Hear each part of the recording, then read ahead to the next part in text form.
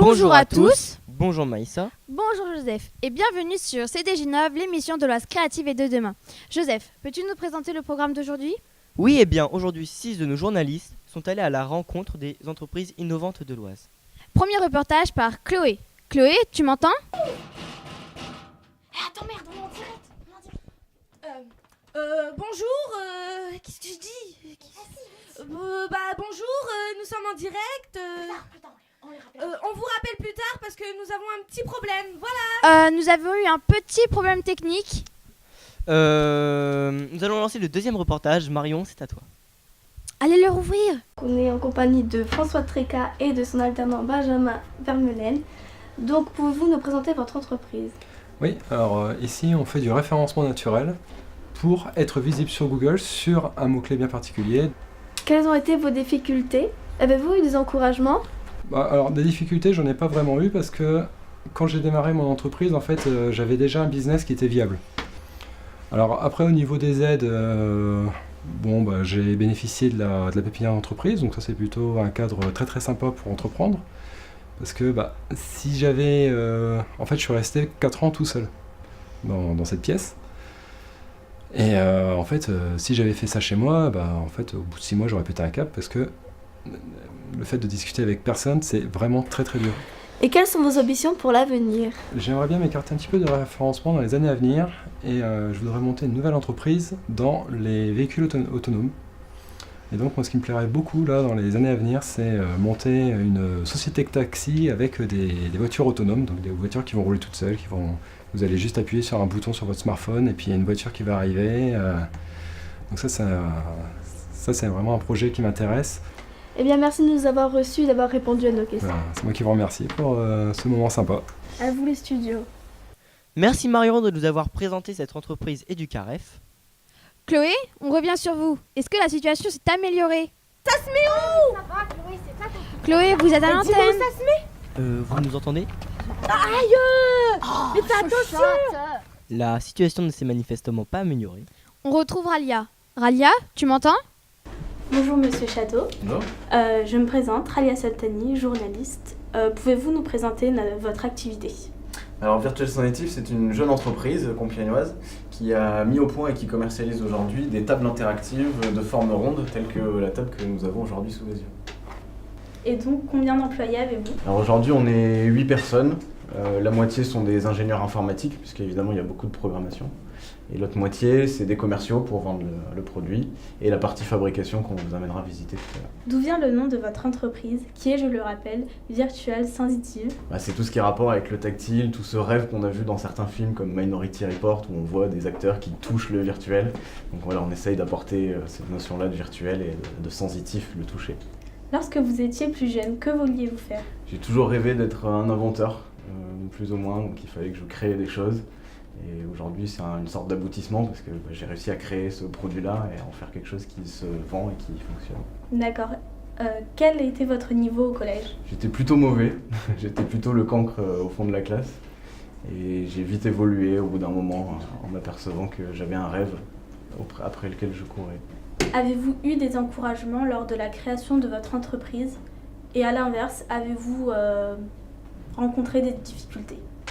Alors des difficultés quand on fait mon parcours, on en a forcément. C'est jamais facile, il y a toujours plein d'obstacles, mais il faut savoir les contourner. Et des encouragements, j'ai gagné plusieurs concours, dont le concours Jeunes Talents de l'Oise. Donc ça c'est très intéressant parce que ça permet de présenter son projet devant des gens qui ont l'habitude de voir, qui ont l'habitude de donner des conseils. Et j'ai reçu un prix aussi financier, donc j'ai eu 10 000 € qui m'ont aidé à avancer, à recruter une personne sur l'informatique. Donc voilà, il y a des embûches et il y a des récompenses. D'accord. Merci de m'avoir reçu. Bonne continuation. Merci beaucoup.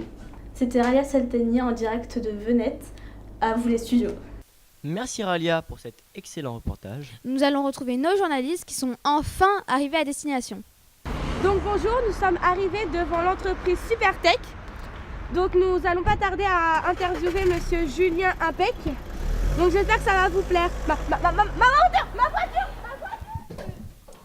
Oui alors Maïssa, tu as installé une nouvelle application sur ton téléphone. Il paraît qu'elle est très pratique. En effet,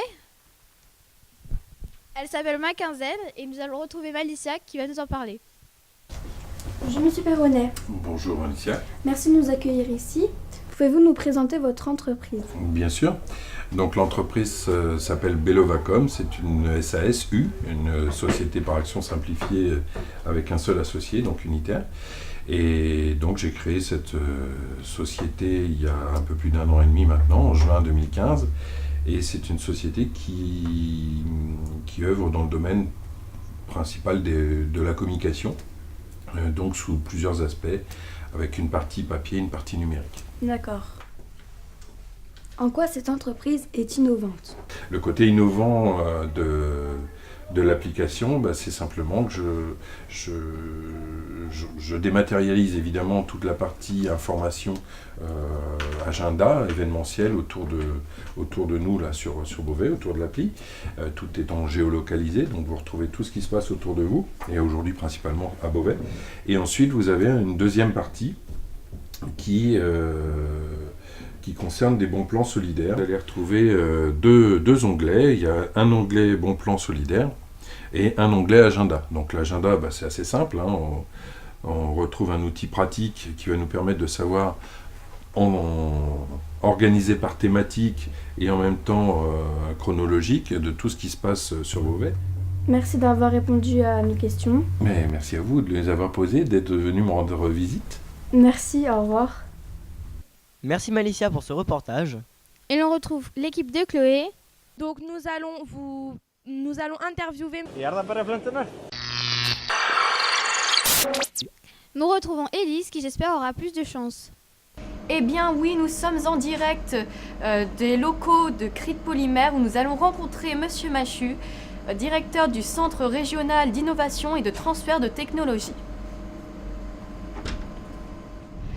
Pouvez-vous nous présenter votre activité?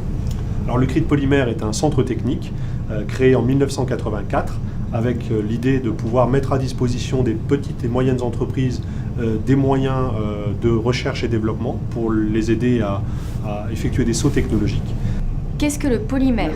Alors un polymère, c'est le nom, on va dire, scientifique des matières plastiques. Pour faire simple, imaginons une chaîne d'atomes constituée principalement de carbone, sur lequel on va greffer de l'hydrogène, de l'oxygène, éventuellement d'autres atomes.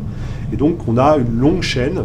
Ces chaînes vont s'embriquer les unes aux autres et vont constituer ce qu'on appelle un polymère. Donc dans la famille des polymères, on a les matières plastiques. Pour les plus connues d'entre elles, le PVC, le polyéthylène, qui est utilisé notamment pour tout ce qui est du domaine de la sacherie, des films plastiques, le polypropylène, qui est beaucoup utilisé dans l'automobile par exemple. Pouvez-vous nous présenter un produit ou un service innovant de Crit Polymère? Alors je peux effectivement vous parler d'un des sujets qui nous tient particulièrement à cœur, qui est le recyclage et la valorisation des déchets. Vous mettez ces bouteilles l'une et l'autre dans vos bacs jaunes pour pouvoir faciliter le recyclage. Donc l'objectif était de pouvoir travailler à partir de cette matière qui est le résultat d'un centre de tri. Donc vos bouteilles sont dans les bacs jaunes, elles sont récupérées par la collecte sélective. Le problème, c'est que la présence de PET aujourd'hui est un polluant pour les filières de PET colorées. Et donc, il faut trouver de nouveaux débouchés à cette matière pour pouvoir continuer à recycler ces matériaux issus des emballages. Donc, on a travaillé, nous, à la reformulation de ces matériaux en associant ça avec d'autres polymères, d'autres additifs, pour pouvoir obtenir un granulé reformulé qui pourrait permettre de fabriquer des feuilles, des films, des tubes, des pièces plastiques. Quel conseil donneriez-vous à un enfant, un jeune qui veut créer son entreprise comme vous? D'être courageux, motivé, travailleur, de savoir s'entourer, de ne rien lâcher, de pouvoir vérifier. Alors, bien sûr, ça dépend du sujet, de la raison sociale et de l'objectif de l'entreprise, mais de vérifier l'existence d'un marché et puis d'aller jusqu'au bout de son idée, de son initiative pour pouvoir réussir. Merci Élise. Chloé, c'est à vous qui êtes enfin arrivée à destination. Donc nous sommes arrivés après quelques péripéties devant l'entreprise, donc nous allons rentrer. Et là, vous voyez pas que c'est fermé là? Ça ferme à 16h, pour venir. Nous avons vraiment besoin d'un rafraîchissement. Mathéo aura peut-être quelque chose pour nous. Bonjour Monsieur Lervier. Bonjour. Mathéo pour l'interview Ah oui, Mathéo. Enchanté, Mathéo. Bonjour Oui. et bienvenue. Pouvez-vous nous présenter votre produit innovant proposé par votre entreprise? Alors, le produit innovant, il est devant vous. Là, c'est donc un prototype de traitement des eaux qui va être installé dans une remorque embarquée et donc qui va fonctionner sous panneau solaire. Donc, c'est un équipement qui doit être capable de dépolluer tout type d'eau, c'est-à-dire des eaux polluées, des eaux propres aussi, enfin des eaux potables. Il va fonctionner essentiellement sur des énergies renouvelables.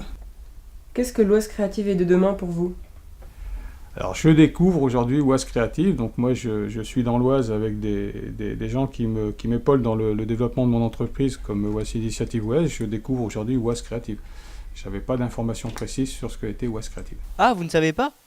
Eh bien, nous avons quelqu'un sur le plateau qui pourra certainement nous aider à répondre à cette question. Je crois que l'Oise créative et de demain, c'est vous. Vous, cette jeunesse, cette énergie, l'avenir de notre territoire, cette jeune France là dont vous avez montré tant d'enthousiasme. C'est vous et votre réussite de demain, vous, dans vos entreprises que vous ferez réussir, et ces entreprises qui font réussir notre territoire. Je pense que vous avez montré tellement de choses pendant ce temps-là pour réussir à vous démener, pour montrer que lorsqu'on est tous ensemble et qu'on a du dynamisme, on est capable de réussir. Tout ce que je souhaite vraiment, c'est que ce rêve-là que vous avez vécu pendant tant de mois et tant d'années, il continue avec vous. Vraiment, vous avez été formidable. C'est ça l'Oise créative et de demain. Eh bien, nous vous remercions d'avoir pris votre temps pour venir répondre à nos questions. Avec plaisir. L'émission est terminée. Merci de l'avoir regardée. À la semaine prochaine et surtout, restez créatifs.